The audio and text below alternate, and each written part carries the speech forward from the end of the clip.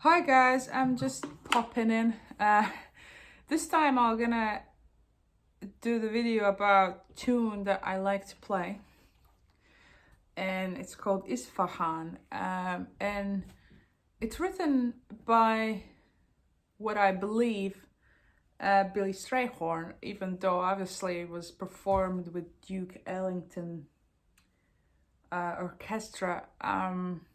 Obviously, for the ones who doesn't know who Duke Ellington is or Billy Strayhorn, check out the Wikipedia, check out the info. I'm not like a historian, but I know a few things. I'm gonna just attach that if I can. Wikipedia page.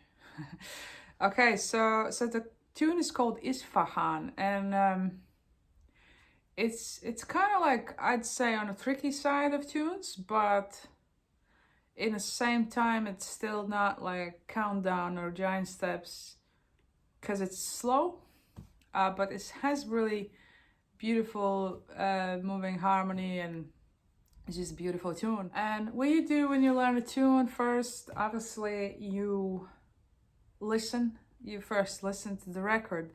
Ideally, first record you listen to is original. I've played this tune for a while now, and I've kind of moved away from original because I kind of like it a little bit faster than what original is. Let me give you an example what original is.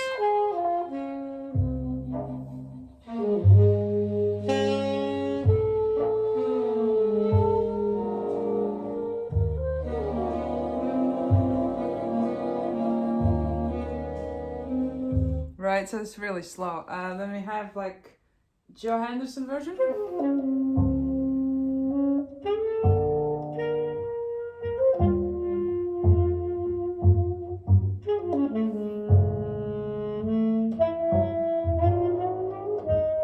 Lovely.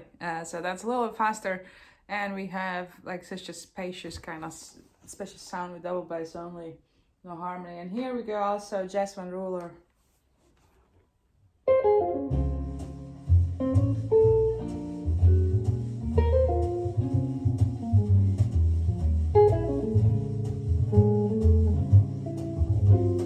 So just to recap, Duke Ellington, remember, according to Duke Ellington experts, it's written by Billy Strayhorn, this tune, because of the characteristics from the way Duke wrote and the way Billy Strayhorn wrote. But yeah, the first record I checked is Duke Ellington, then there was Joe Henderson one, and the third one, I was checking Jasmine Ruller. I suppose I like all of them.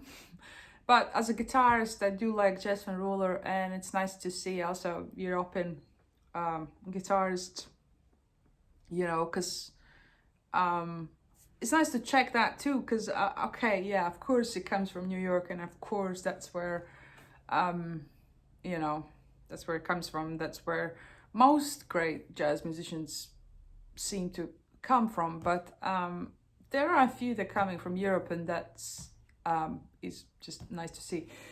So Jasmine Ruller, I believe he teaches at Amsterdam Conservatory. Yeah, so if I'm not wrong, correct me if I'm wrong. But yeah, so I checked. So this first step you kind of do is you like really listen to the record, and then the second step you do is check out the chart. And obviously, there's a lot of people who can say, "Hey, don't learn from the chart, learn by ear," and that's correct. But you don't wanna miss out on reading, because there are gigs that are reading gigs as well, and like there are band leaders who write their music down, and you have to learn it by reading it.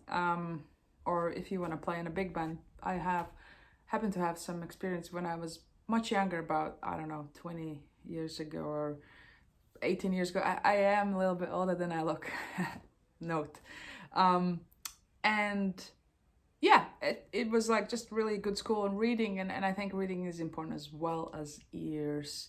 So just don't disregard that. So let's check out also the written version of it, right?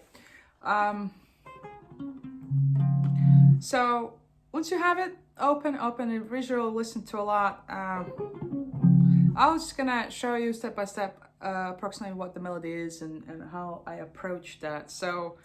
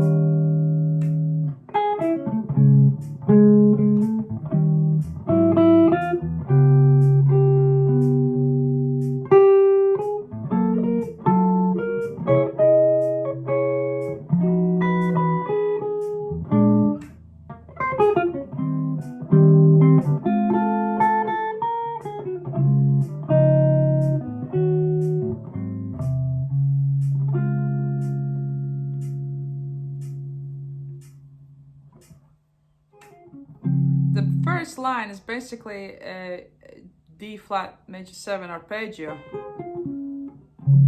going back to sort of like a just D flat major 7 chord. I'm kind of playing what they call shell voicing, right? And then I'm kind of like, and the melody goes, and then it goes to B flat major 7.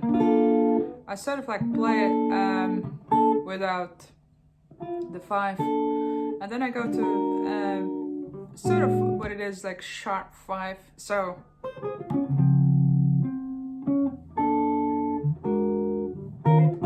and then the next thing is just a melody that lands on an E flat 9. So here we go.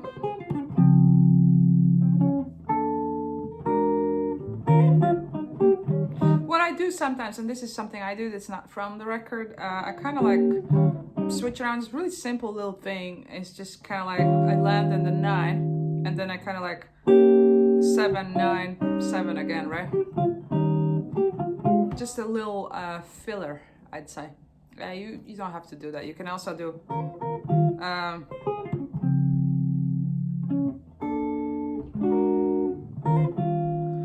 and then just keep, and then you next thing what happens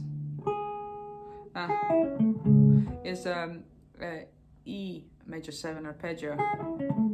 Again, the same exact thing here, right? And I like how it's kind of major third apart, right? And then I quite like that movement. It's like, okay, giant steps, minor thirds, and then here we have like a little beautiful phrase that goes major third away. I find that nice, beautiful. I don't know, quite like that. So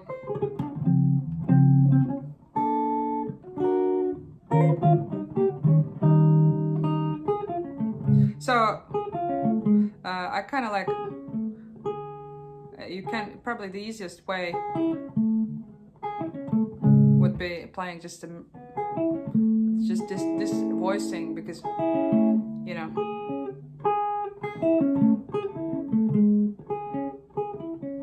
you could play it here, which I, for some reason I do that a lot, but this is actually much better, much simpler.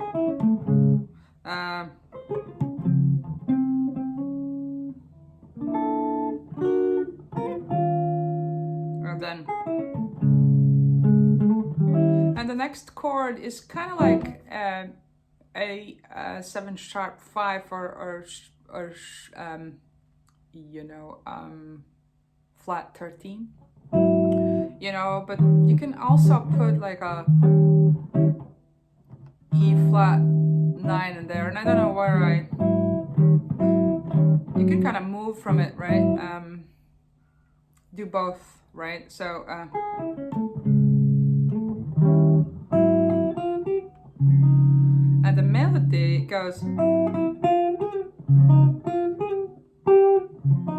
goes to, and then I land on a D flat major 7 9. So you have like a D flat 3 major 7 and then 9, because that's where the melody is. So I'm kind of like doing chord melody in a way, right?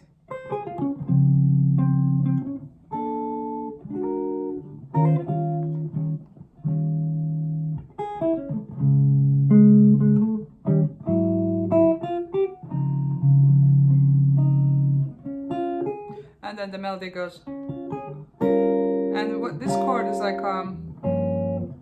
just a voicing of G minor 7 flat 5, right? And I'm kind of going to like a diminished chord, or because it's a C 7 flat 5 flat 9, it's kind of like it is a diminished as well. So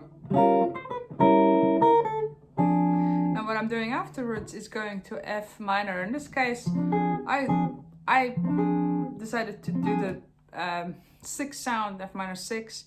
That's not something you necessarily have to do. You can also just do, right? So F minor 7, right? So 6 is, I prefer 6 personally in this case, but I don't know if I got it particularly from Jess or someone, but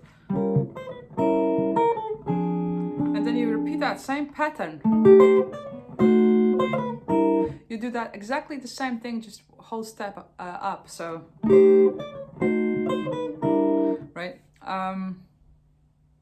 okay, that's that. So we are here, and then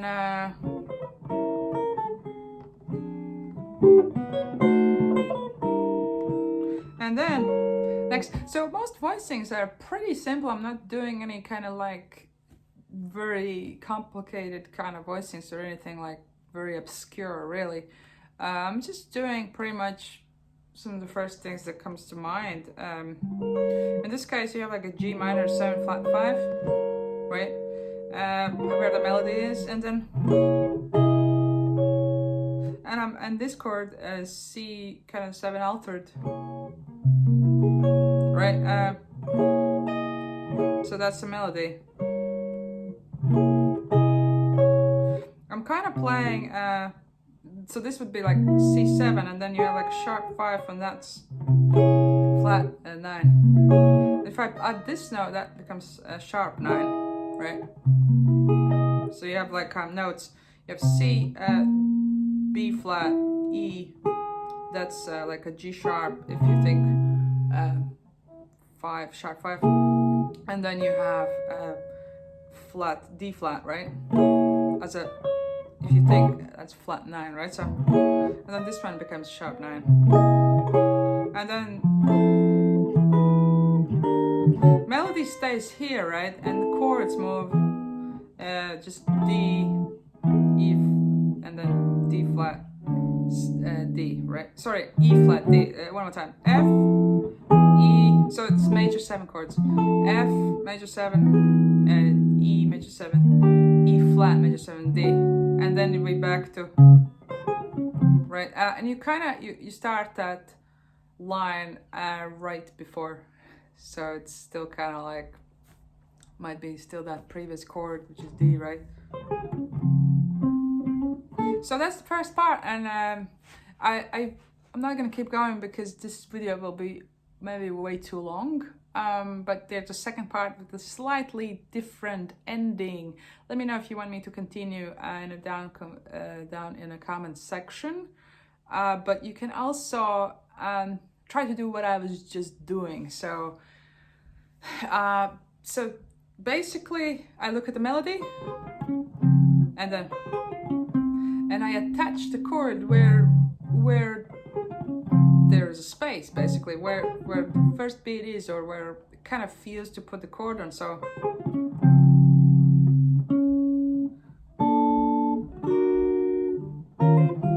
this one I decided to play the chord straight away, right? And it's just quiet. You know, you just, okay, that's the melody lands on F, so that's why we're adding that E flat 9, and then that's just, you know, that's the melody, that's the note, you attach the chord. This one, you know, depending from the chart, depending from the record, whichever chord, and I'm landing on a chord, or on a chord again. Let's see. And that one is just like, because melody is here, I attach this voicing instead of this voicing, right? You want to learn all your voicings, obviously, to be able to find these things, but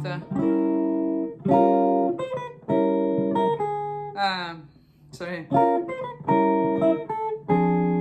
And then the voicing is here, so I'm attaching the chord here. In this case, I'm choosing 6 because it just feels more 6 minus 6 is just a beautiful kind of thing, and it's showcases Dorian scale, and it's just seems somehow seems more jazzier. Although 7 minor 7s are also jazzy and 9 and all, but yeah, that's just my choice, and I think probably I might have taken it from transcribing as well. I can't quite track back now, but yeah, I hope you get what I'm doing here, and let me know what you think in comment section. Check out description. Maybe I will arrange this and write it down, and then you can get it down there in the description. Thanks so much, guys. Do give me a thumbs up and subscribe if you haven't, and yes, and comment. It greatly helps this channel grow, so I will be greatly appreciative of that.